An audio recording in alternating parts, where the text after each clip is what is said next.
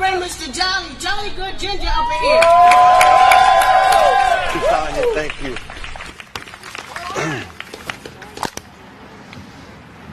No justice. No justice. Mr. Blake, thank you for having me, sir. It's an honor. Growing up in the mountains of North Carolina, I was taught racism. From as young as I can remember, I was told black people are violent. Black people are lazy. Black people are not as smart as white people. I remember my dad told me that black people are too lazy to work, and so they depend on welfare to live, and they sell drugs. 10 minutes after my dad said that to me, a man knocked on the door. I let him in. He handed my dad some money. My dad weighed out some marijuana and a few pills and handed it to that gentleman. And then we went to the store to buy some groceries. We didn't buy groceries with the money that man just handed my father. It was little yellow, blue, and green food coupons. So my dad is trying to teach me that black people are drug dealers on welfare while my dad was selling drugs out the living room, living on welfare. You see, he would tell me, son, I work very hard. I don't make enough money to provide for you kids, so that's why I sell these drugs. I just love you so much. And these food stamps, well, I pay my taxes, so I earn them. You see, the indoctrination begins at a very young age. We are taught without even knowing it, there are two Americas. Despite marijuana use with the black community and the white community at the same rate, the black community is arrested and convicted at a rate 3 times higher than white America. There are black Americans in prison right now serving 30 and 40-year sentences for marijuana, while corporations are becoming multi-billion-dollar businesses selling marijuana. There are two Americas. If a man broke in my house right now, and I shot that man in the back, albeit in my own house, I could not claim self-defense because I shot him in the back. But a police officer can shoot Jacob Blake in the back 7 times and still be at work. If that's okay with you, we are on different moral platforms. We are on different ethical existences if that's okay with you. There's two Americas. The America I grew up in says if you comply, everything will be okay. Well, for white America, that's true. But black America faces a very different reality.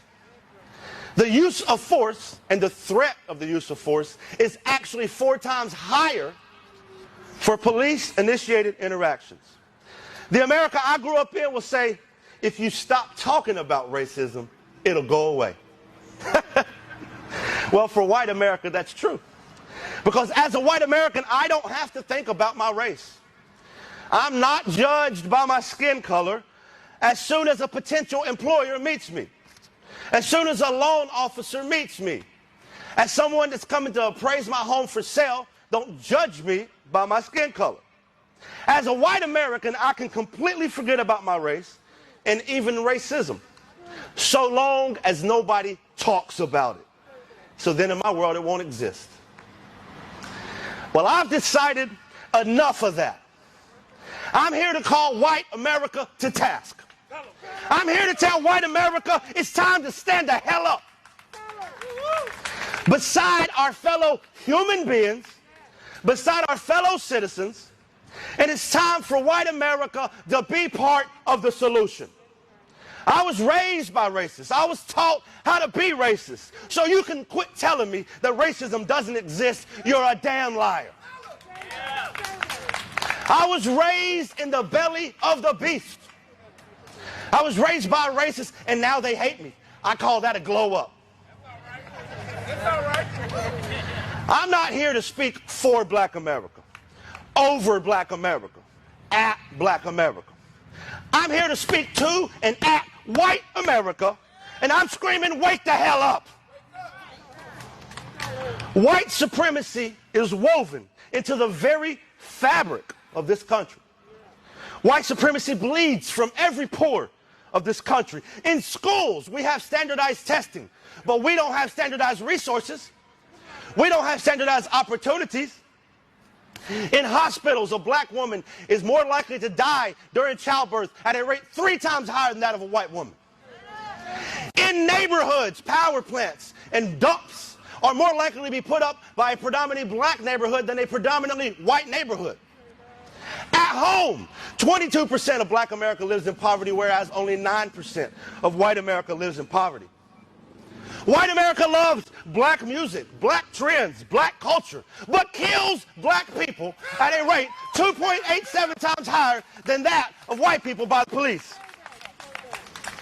All of these things will not change unless we tear down, I'm going to say that again, unless we tear down the system of white supremacy that has built them into existence.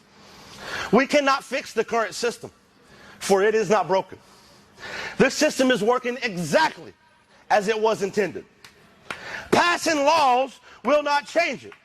You cannot legislate morality. Black America has screamed tirelessly for decades about these injustices, while white America has turned a blind eye and a deaf ear. Well, I'm here to say no more. Change is coming. Revolution is coming. It's time to open your eyes, white America. White people make up nearly 60% of the American population, and the overwhelming majority of them refuse to even admit that racism exists.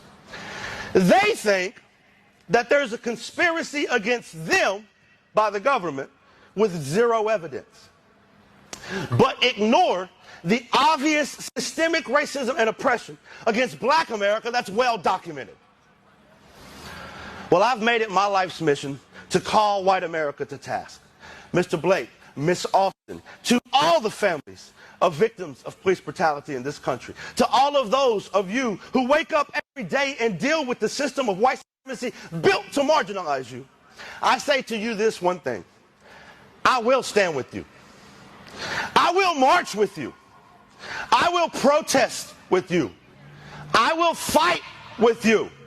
I will use my privilege and my platform to demand that white America stop ignoring this humanitarian crisis happening right here in America.